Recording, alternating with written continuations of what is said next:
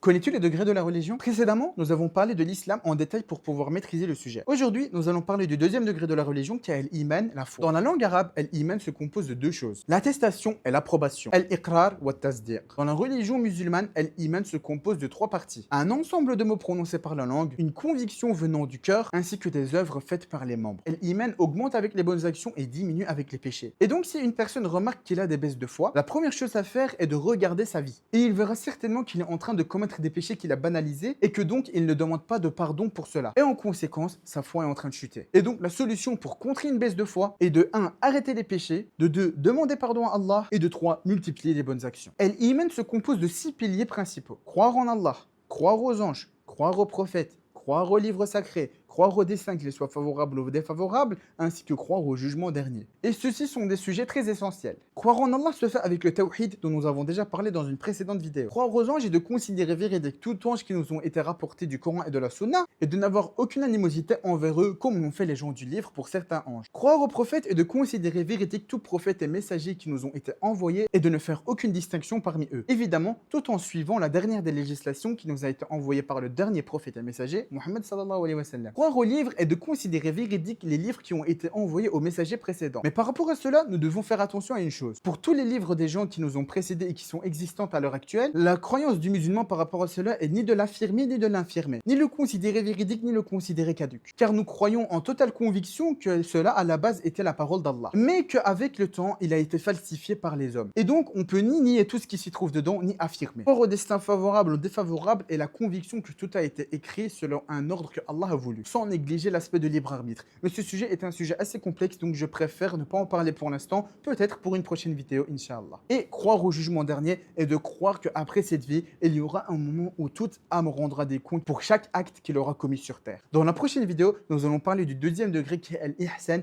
l'excellence de la foi, Inch'Allah. Salam alaikum.